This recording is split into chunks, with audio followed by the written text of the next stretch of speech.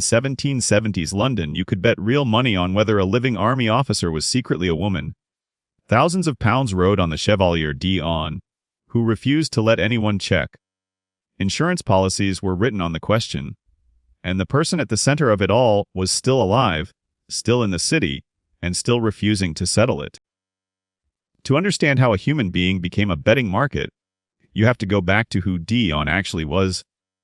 Because the mystery grew out of a very real secret, just not the one London thought it was chasing.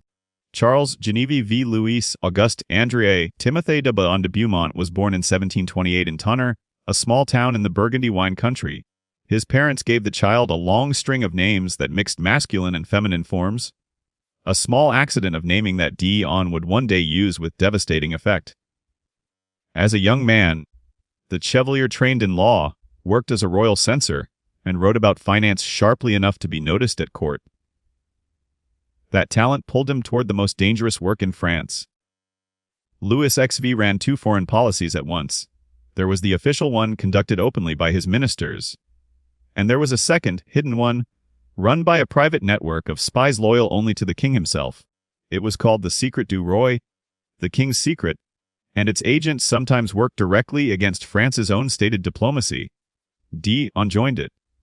It offered everything he wanted: importance, access, a chance to serve the crown directly. But secret agents carry a permanent danger. The king could always deny they existed.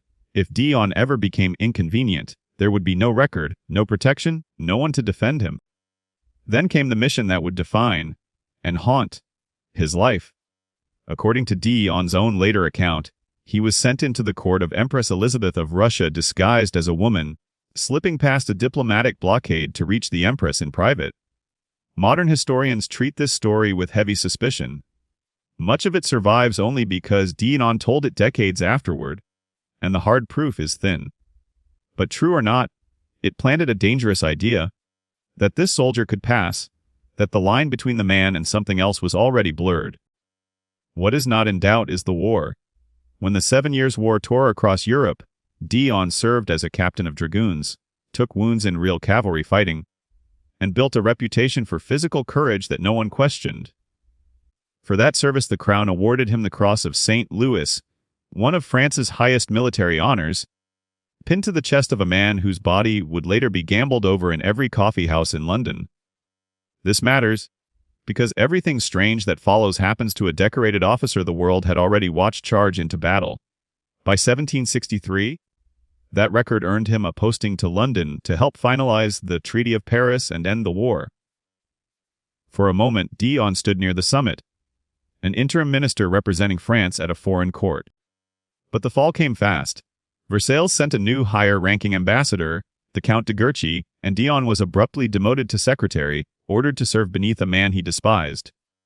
Worse, he was still secretly holding papers from Louis XV himself, correspondence about a French plan to invade England. These were the crown jewels of blackmail. If they surfaced, they could reignite a war between two empires. Ordered home to France, d'Eon refused to go, and then he did something almost unthinkable for a royal agent. In 1764, he published a book of secret diplomatic correspondence, exposing the inner workings of French negotiations and humiliating Guerchy in front of all Europe. But he held back the most explosive papers, the invasion plans, keeping them hidden as insurance. The message to Versailles was unmistakable: touch me and everything comes out. Now d'Eon was living in London as a man marked for retrieval. He accused Guerchy of trying to have him poisoned and assassinated. He barricaded his house, kept weapons within reach, and grew wary of every meal set in front of him, convinced that his own government wanted those papers back badly enough to kill for them. He had turned his home into a small fortress, and himself into a problem no minister could quietly solve. Then d'Eon did the opposite of what a hunted man is supposed to do.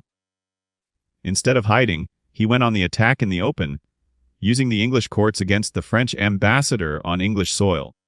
He pressed his accusations so publicly that a London grand jury actually indicted Count de Guerchy, the sitting ambassador of France, for conspiracy to murder him. It was an astonishing reversal. The demoted secretary had, for a moment, put the king's own ambassador in legal jeopardy in a foreign country. Gurchy hid behind diplomatic immunity, but the scandal ruined him, and he left England in disgrace. Dion had won, but winning made him more untouchable and more dangerous than ever, which meant Versailles could neither punish him nor forget him. And here the strangest development of all began. Somewhere around 1770, whispers started that the fierce dragoon captain was actually a woman. No one is certain who started them, or why. Some suspected Dion planted the rumor himself, others believed his enemies did, hoping to make him look ridiculous. But the whisper did something no assassin ever could. It transformed Dion from merely dangerous into utterly fascinating. London seized on it. Gamblers opened betting books. Brokers on the exchange wrote insurance policies. By the mid-1770s, the question of Dion's sex had become one of the most heavily wagered subjects in the city, enormous sums resting on a body that flatly refused to be examined. By most accounts, Dion was disgusted by it. He was a soldier who had bled for France, and now strangers were gambling on his anatomy in coffee houses. Yet the ambiguity also protected him. As long as no one could be certain, he was too famous, too watched, too public to simply disappear into a French prison cell. The rumor that mocked him had also become his armor. Then everything changed with a single death. In 1774, Louis XV died, the one man who had run the king's secret, who knew exactly what those hidden papers contained and why they mattered, was gone. His grandson, Louis XV, inherited the throne, and inherited a problem living in London, holding France's most dangerous secrets. The old spy network was dissolved. Suddenly Dion's leverage faced a new and uncertain audience. Would the young king honor a bargain he had never made? Or would he decide the cleanest solution was to make the Chevalier vanish for good? Versailles chose negotiation and sent an unlikely envoy. Pierre Augustin Caron de Beaumarchais, the playwright who would later write The Marriage of Figaro, was also a working secret agent, and he was dispatched to London to bring the documents home. What followed was one of the strangest bargains in diplomatic history. Over months of talks, the two men reached a deal remembered as the transaction. Dion would surrender the secret correspondence, invasion plans and all, in exchange for a pension, his safety, and the right to return to France. But even the fixer got pulled into the madness. By most accounts, Beaumarchais himself came to believe the Chevalier truly was a woman, and got tangled in the London wagers swirling around Dion's sex. A mess that soared the two men against each other, and dragged the playwright into the same rumor that had swallowed everyone else. The negotiators sent to end the spectacle had become part of it.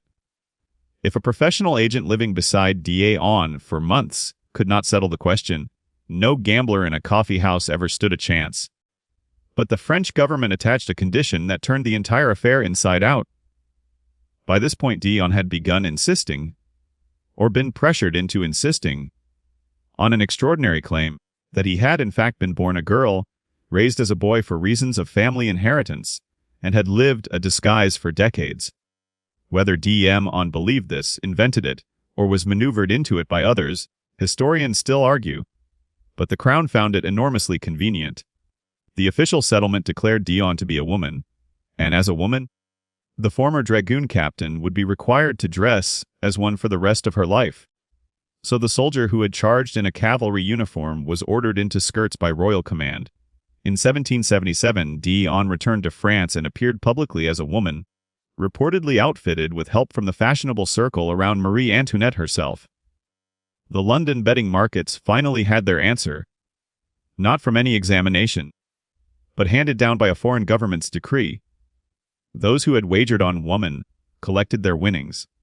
A London court, ruling on one of the disputed bets, had already declared the same thing, relying on the second-hand testimony of people who had never actually known the truth. For a time, Dion lived quietly as Mademoiselle Dion, a celebrated curiosity of the French court. But revolution was coming, and pensions do not survive revolutions. When the French monarchy collapsed, Dion's income collapsed with it, and the aging Chevalier was forced back to England with almost nothing. What happened next is almost impossible to believe. To survive, Dion began fencing for money, giving public exhibitions in women's clothing, crossing swords in a gown, and remaining one of the finest blades in all of Europe well past the age of 50. In 1787, before a crowd that included the Prince of Wales, Dion fought a famous exhibition match against the Chevalier de Saint Georges, one of the greatest swordsmen of the age. A woman by law and a soldier by instinct, earning a living from the very fame that had once been a humiliating scandal. Then, in a later bout, Dion was wounded and never fully recovered. The final years dissolved into poverty in London, the Chevalier sharing modest lodgings with a widow named Mary Cole, the money gone. The great fame faded into a strange old rumor, whispered about an old woman who had once been the talk of two nations. Dion died there in 1810, at the age of 81. And now, at last, the question that had consumed an entire city could be answered the only way it ever truly could, by the body itself. Physicians examined the corpse. Their conclusion was blunt, and to many who had known the Chevalier for decades, astonishing. The body was anatomically that of a man.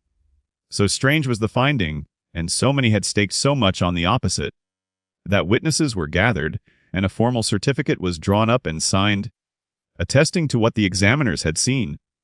A document created for the sole purpose of finally ending an argument that had run for the better part of 40 years. The woman ordered into skirts by a king, the subject of thousands of pounds in wagers, the person a London court had formally ruled to be female, had a male body all along. Which means the real secret was never the anatomy. It was something stranger. A single human being had been declared one thing by a court, another by a king, a third by the gamblers, and something else entirely by the doctors, and not one of those verdicts had ever actually settled who Dion was. The Chevalier had turned ambiguity into a weapon, then a shield, and finally a livelihood, staying alive and relevant precisely because no one could ever pin the truth down. The papers that could have started a war were quietly handed back and buried, and the person who had held them did not die forgotten in a prison cell. He became a legend instead. For 33 years, Dion lived as a woman under a bargain struck to protect a dead king's secret. But the deepest secret the Chevalier ever kept was the simplest one of all, and Dion carried it, unbroken, all the way to the grave.